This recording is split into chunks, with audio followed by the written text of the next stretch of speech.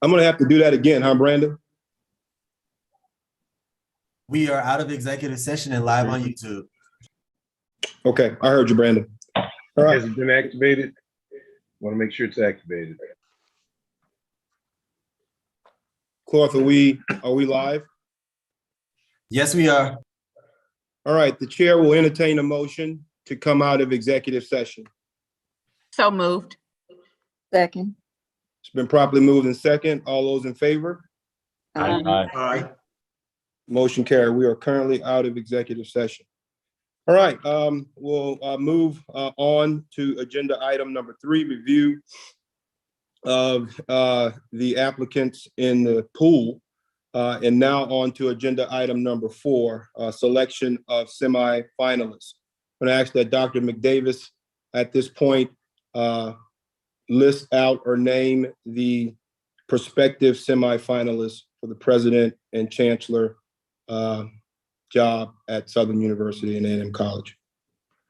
Thank you, Mr. Chair. Very happy to do so, and I will name them in alphabetical order. So the first name that I will put before you is Dr. Lawrence Alexander, who is the Chancellor of the University of Arkansas at Pine Bluff. The second name that I would put before you is Dr. James Ammons, the Chancellor of Southern University at New Orleans. The third name that I would put before you is Dr. Walter Kimbrough, President of Dillard University. The fourth name is Dr. Dennis Shields, the Chancellor, University of Wisconsin-Platteville. The fifth name is Dr. Kent Smith, President of Langston University.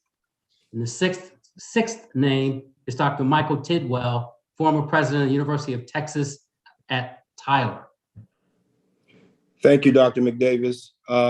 Members, you have heard the 6 names that have been recommended to serve as semifinalists in our search.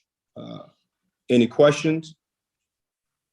The chair will entertain a motion to approve the 6 listed semifinalists. So moved. Second. Been moved by Urban Matthews and seconded by Gail Benson. All those in favor? Aye. Aye. All those opposed? Motion carried. Thank you. All right. Item number 5, plans for semifinalist interviews. Dr. Brown. Okay, what we're going to do now is contact each of these candidates and begin to select some time slots on the 2 designated days for those interviews. The anticipation would be each of these interviews would last approximately an hour and a half. We will also begin to structure some questions for your consideration to share among the committee members and have each committee member or several committee members phrase questions during those interviews. The normal format that we recommend is that we open with each committee member being introduced or introducing themselves, then the candidate making an opening statement, then the chair would lead off the questions. Toward the end, leave about the last 15 minutes for the candidate to ask any questions he or she wishes to ask and to interact with us in those ways. We leave a gap for a break as well as some discussion between each of the interviews. The question before us is also, do you want to go with a format of 4 candidates on the first day and 2 on the second, leaving the second half of the day for deliberation and decision-making about your finalists, or do you want to split them 3 and 3?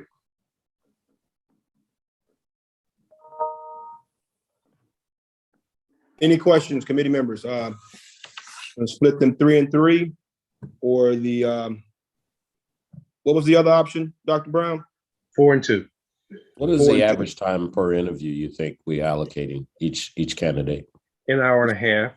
Hour and and a half. Then you leave about a 20-minute gap in between for discussion and for break. My recommendation is to do 3 and 3. I think 4 hour-and-a-half interviews in one day is kind of tough to give the attention to each candidate. And I think by the end of that, the discussion, we'll have a discussion one way or the other. That'll be less impacted by that than cramming 4 into one day. That's just kind of my initial thought. for what it's worth, but I'm about 60 to 40% on that. So I'm not headstrong on that.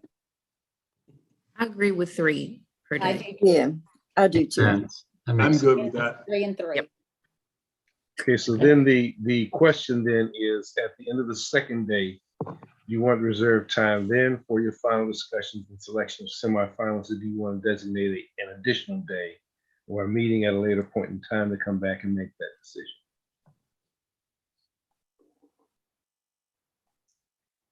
I think that's a good way to do it.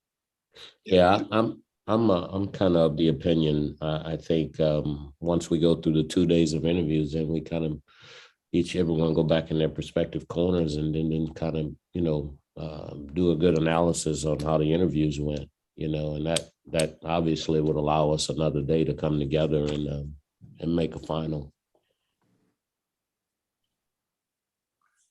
I'll defer to the new chair on that. That sounds like a good plan. Sounds good? Yeah, Okay, then we'll get with Tracy to schedule that follow-up meeting then. But let me just suggest that we do that very soon after Yeah. that second day of interviews. We don't want too much of a gap between the last interview and when we make decisions, because you're going to have, 6 anxious people out there. I would prefer I to also- put on the last day, on that, when we do the last 3, because that's gonna be on our minds, and we're Yeah. gonna get our impressions, and we can talk about it as soon as we are finished. That's just my preference, because so the original timeline called for the 18th, 19th, and 20th, right?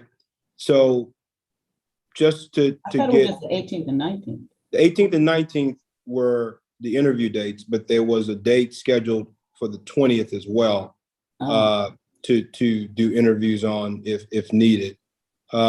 If we were to do our analysis of the interviews on the 20th, would that be reasonable? Let me ask you this, Al, are we gonna have like a scoring sheet, any type of rubric that we can quantify how the applicants are doing, and then perhaps submit it, or? Yeah, go ahead, Dr. Brown. I knew you Yeah, were we gonna will provide you with a rubric for scoring that will be aligned with the questions and your criteria. And you can either use that as your personal guide for your discussions, or if it comes down to some voting and tabulation, what we normally recommend is not use those to make the decision, but use your own voting to make the decision. Use those sheets for clarifying your positions and helping with the discussion. Sounds good. Well, look, for the record, I'm completely comfortable with doing it right after the second round of interviews, not second round, but the second day of interviews. But if we had to go to the 20th, I don't think we should go past the 20th. No, Agreed. you're right.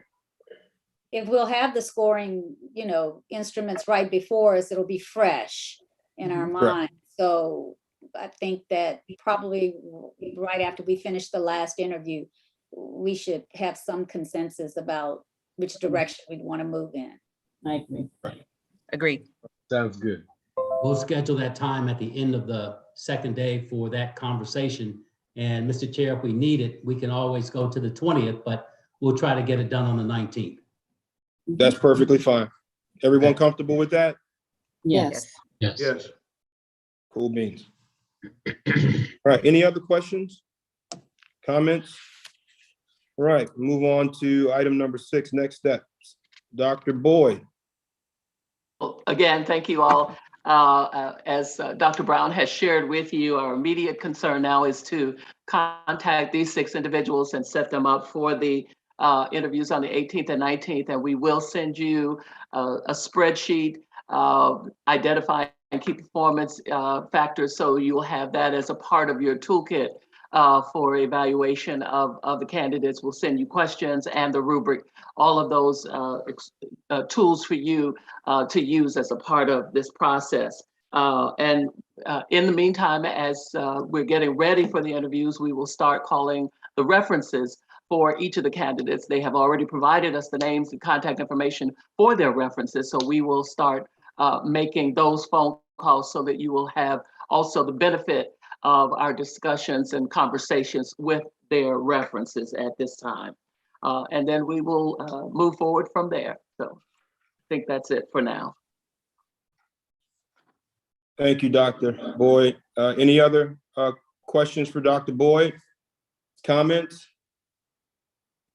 All right, before we adjourn, I want to just thank everyone again, as I've done in private. I want to thank and congratulate all of you, consultants and committee members, for volunteering your time and doing such a great job where we are right now at halftime. So great work, really excited about where we are in this process and the work that's been done by the entire team.